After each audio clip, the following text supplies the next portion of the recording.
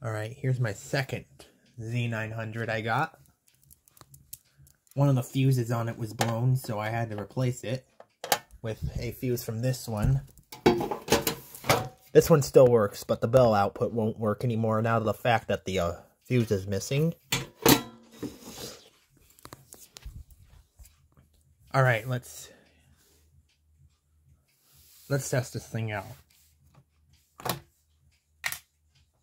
Let's do fire mode first.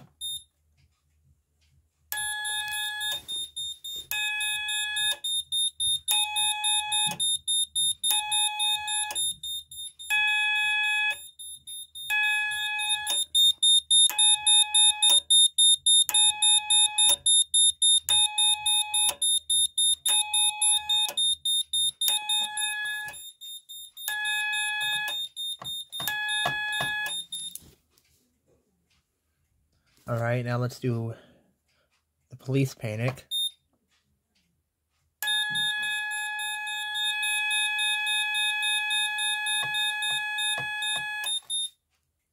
And now medical.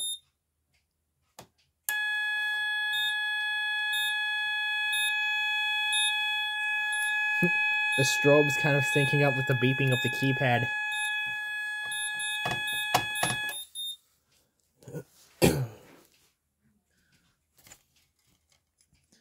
And here's our door contact here. Which for some odd reason this thing reads normally open. I don't know why. I think it's the way the resistors are on this panel. I mean, they are the original resistors from when this thing was pulled out of service, so yeah. Alright, let's arm it. Takes a while for it to arm.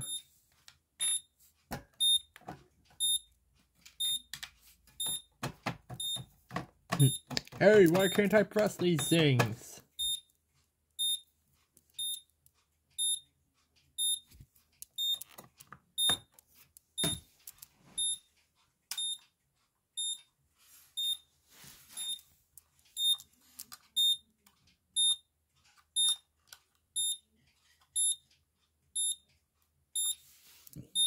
This is taking quite a while.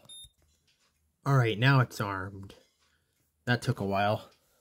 This thing still has its original entry and exit delays on it, so it may take it a while to go off because the keypad was located in the laundry room when it was originally installed, which was quite a ways from the front door, so here we go. Let's jam this button into the carpet.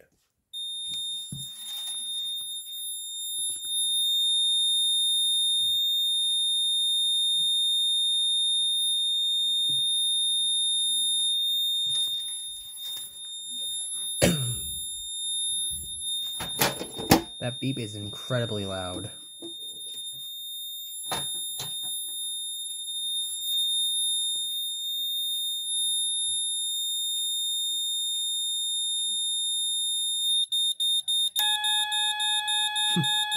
There was a bit of a delay with the bell.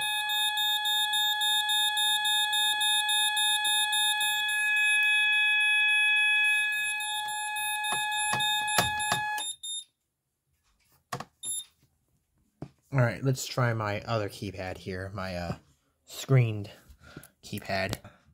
Alright, now for the screened keypad. I would run both these keypads at the same time, but I unfortunately only have one wiring harness. The other one for this one broke, so that smirks. Alright, here we go. Fire mode.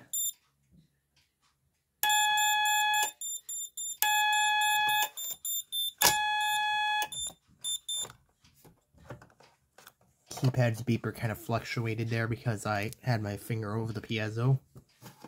Let's arm it.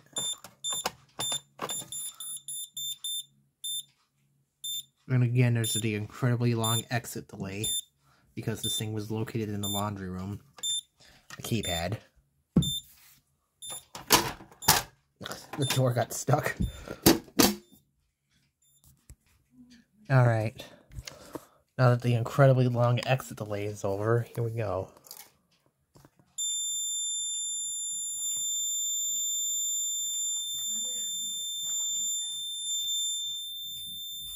What the heck? Why does it say partially armed? That's weird.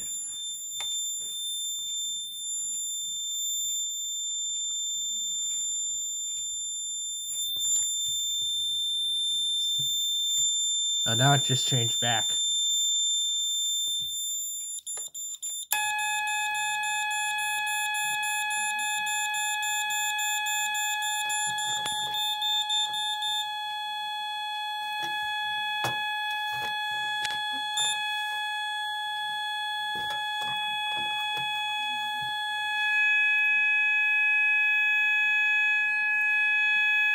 Sounds the beeper on the keypad.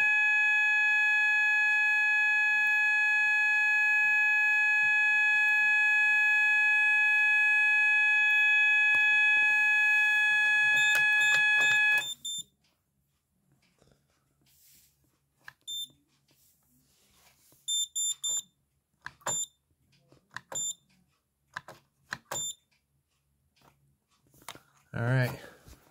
And that's all.